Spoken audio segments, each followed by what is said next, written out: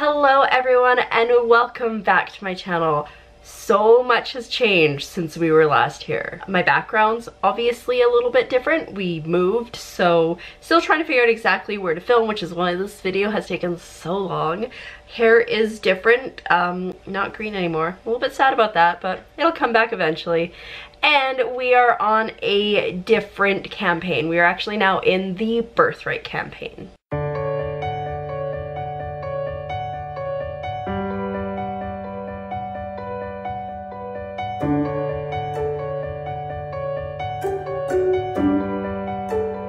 So I am not an expert on this campaign setting. I came in 2 months after the players started playing it, and I still have no idea where we live. I think it's called Hollandhomen. But the essentials of it, and I'm sure we'll pick up more as we go along, is it's more of a political based kind of campaign setting. So instead of just going out and adventuring and doing all the things, you also have to worry about running a kingdom. So one of our players is Brindis, a queen of Stjordvik. Let's go with Stjordvik. I wrote it down in my notes, so that's probably what it is, which is the province that we live in. I know there's a place called Bloodskull Barony that's nearby, and there's bandits that rule there, so I know things, but it's a whole continent that you need to learn stuff on. So we have a queen, and then we're kind of all queen's advisors. There's also bloodlines, so you like roll your bloodline at the start and you get special powers based on that. My character, for example, has the minor ability to kind of see where plants and creatures are around her, him. It's a she, but she dresses as a guy. And also a major ability for a long lifespan. So basically 1 year that she ages is 25 years for other people, so she's real old. With the bloodlines, you also get like regency points, but that hasn't really been a thing that has come up yet since we've been playing, because I think you use the regency points more for when you're doing your domain turn. I think, I could be wrong, but I believe domain turns, which are kind of a month-long process, instead of like a long rest or a short rest, it's like a month rest where you do something really cool. I believe you need gold bars and regency for that. Also, my character is a wizard and so poor. Like, this is a very expensive place to be, because on your down weeks, so like your long rests, you do stuff like crime or research or work or all that kind of stuff. And anything that you do except for work costs money. But if you work, you can cover your weekly costs too, which is kind of nice. And then obviously outside of that, there is the adventuring and the going and doing things, but for the most part, the adventures that we have gone on have kind of been a petitioner came and said, hey, I'm having this problem, queen, can you help me? And then we go off and help them. But with that really terrible description of what Birthright is, let's get into session number 1. So for this session, Brindis the queen had actually taken ill, so there were only 3 players there, which was kind of nice for me because I'd watched a little bit of the session the week before. I was dog sitting at the time, so I didn't really want to... I watched a little bit, so I kind of got a bit of an understanding for what it was, but it was nice to just have 2 other players when I actually got into the game so I could figure out what was going on. I'm still not sure. But those characters are Jan. I have no idea. We're all humans. So he is a human. He's from Stjordvik, I believe. And his goal in life seems to be to steal stuff because he's a rogue, and also to create a big company called Three Trees Outpost. Basically what it is for him is he has this holding, and then he invites other people to come in and be part of that holding, and they get stock in that company. I believe that's his thing. Also, he like, there's something about fur up north that he's got going on for him. So that's good. He is doing the Birthright thing. Next is Valkyrie. She's gotta be a fighter. I really should have looked into this.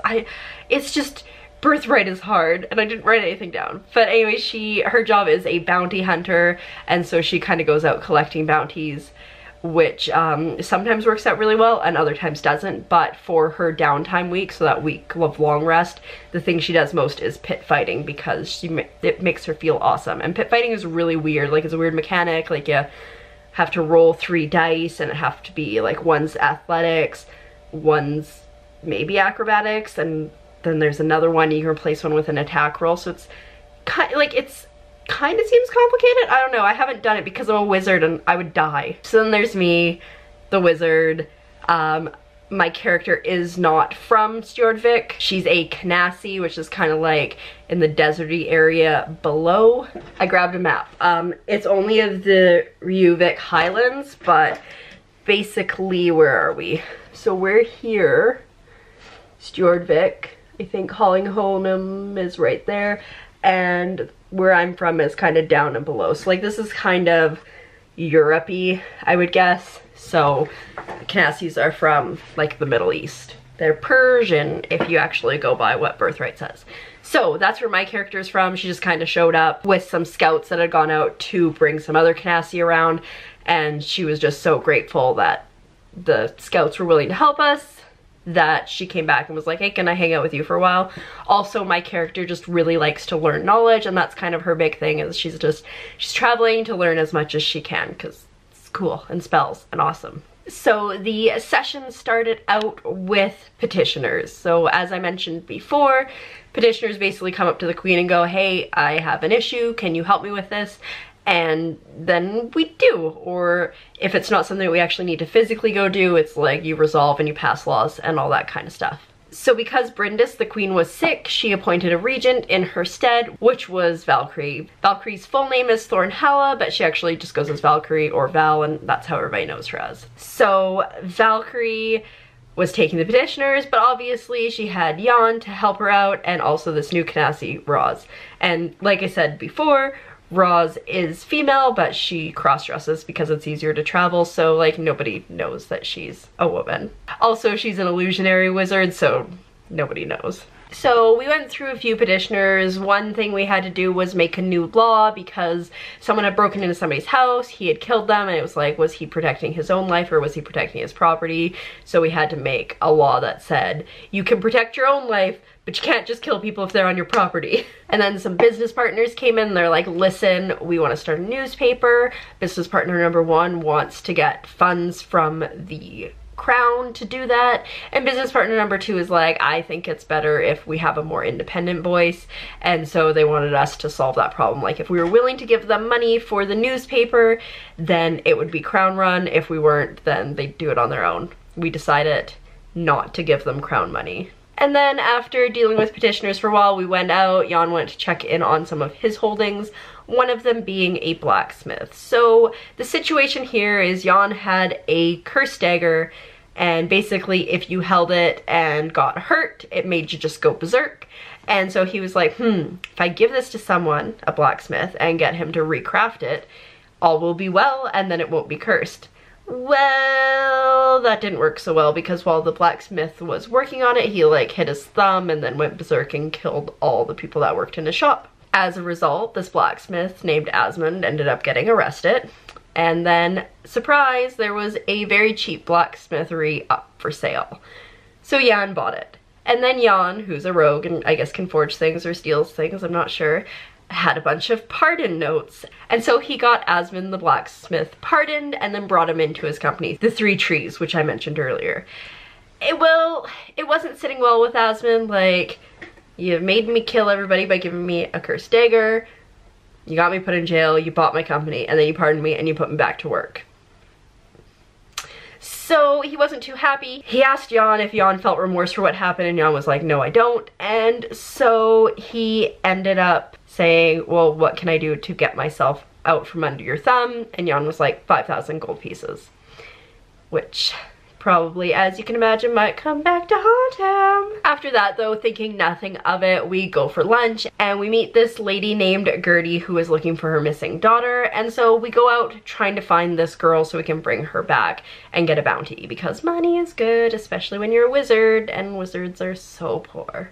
So we go into like the dock warehouse district and we find this warehouse where we've heard that there's all these kids hanging out. And we go in and there are a hodgepodge of traps and like randomly built walls and all that stuff. Valkyrie gets her leg stuck in a bear trap, as one does. It's like very kind of Home Alone situation. And we eventually get in, we put some of the kids to sleep, and then we're like, oh, little girl, we found your mom. Your mom's looking for you. And she was so excited. So she's like, oh, let's bring my other friends. And so we're going. But then we kind of like start to think that maybe this is a very suspicious thing.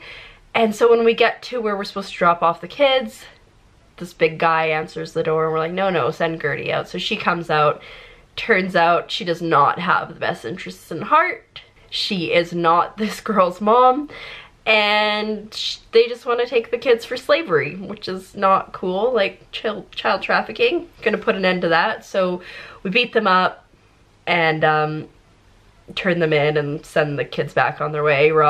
Good old Grandpa Roz bought them some candy and they were pretty happy. We brought the criminals to the police, and then while we were there, they gave us another task, which was to protect this guy overnight. So this homeless guy robbed a rich guy, and then when he was robbing him, he realized that the rich guy had like all these plans about troop movements, and so they had to protect him, basically witness protection program, until he could get to court so he could testify against this guy. The police thought that there was a good chance he wouldn't actually survive the night, so they enlisted us to try to protect him, which we did. But it, you know, it was one of those situations in a fight where it doesn't go as you plan. So we wake up in the middle of the night to somebody like smashing out the window. Jan was quick though, and he like bashed a table up against the window so that the bolt that was about to come through it wouldn't kill this guy. And then the guy like cleaved the table with his great claymore. And so Jan was like, I got this. I went to like flip the table and it completely failed. But then Jan jumped out the window and Val jumped out the window and Roz was like, eh, and just illusioned a window in place. Roz is very lazy. If Roz doesn't have to fight, Roz isn't gonna fight. But it was nice though because the window was in place, so if the guy beat the other two, he'd be like, oh, what, the window's back. But eventually Valkyrie and Jan were able to take out this guy. They didn't kill him. They did talk to him though. Turns out he was hired by the Black Swan, which I think is some sort of military group that's trying to infiltrate the city. Not so sure on that one either. But we let him go, which the police were very happy about, but what can you do? After that, we had a week off. Roz spent some time researching in the libraries in Hollingholm because new spells. You're in a new place, new spells. Super exciting. And the whole blacksmith thing came back to haunt Jan. So Jan has a arch enemy named Stormholtzen. Stormholtzen is pretty wealthy. Stormholtzen wants to make himself more wealthy. So basically he got in touch with the blacksmith and found out that he could have this blacksmithery. Is there a different word for that? If he gave $5,000 to Jan. So he met up with Jan. And Jan was like, well, for you, it's more expensive. And he was like, listen, buddy, you told him $5,000. If you don't let me have it for $5,000, I'll just give him $5,000 and he'll buy himself out and then it's still my company. So Jan unfortunately lost his holding. I'm sure that's not the end of that though. I'm sure it will come up again at some point. And then Valkyrie on the side did her pit fighting. And then, you know, we were just at a pub the next day or whatnot, and one of Valkyrie's old army mates came along and she was like, I'm in trouble. I have a ton of gambling debts. I need to get out of the city. So we asked her how many gambling debts she had, and it was like way too much for anyone to be able to pay. So we're like, all right, we'll escort you to some ships. You can head up north. We'll send a letter up with you because Jan has an outpost up there, and then you can go work at the general store. But while we were on our way to the docks, we came across Valkyrie's arch enemy, whose name is Asa the Bounty Hunter, and she was not about to let this woman get out because she had picked up the bounty for her. So we beat her up, knocked her out, left her where she was, and let the other woman go. That also, I'm sure, will come back to haunt us. It seems like that bounty hunter has been a particular thorn in Valkyrie's side the entire time. So that's about it for that session. I know it's just kind of a short recap. Like I said, there are so many names and so many places and so many races and so many languages, and I basically have no idea what's going on most of the time. It does get better though. I'm a little far behind in posting, so I can tell you that eventually I start to figure out what's going on. But for now, that is where we're at for Birthright. Remember, just like with Welcome to the Dark Sun, this is Welcome to Birthright. What is going on? Also, I forgot to mention one thing at the beginning when I was attempting to explain Birthright. So in D&D you have bonds. For Birthright we have beliefs, and beliefs are something that are more fluid and they can change. So if they do change because of some action in the session that happened, if you change that, then you get a fate point, and you can spend those fate point laters in various situations to do things. But yeah, I think that's it. Sorry that I have no idea what's going on, but we'll figure it out soon, I'm sure. Make sure you like and subscribe so you can find out when the next one is coming out, and I will see you next time for session 2 of Birthright.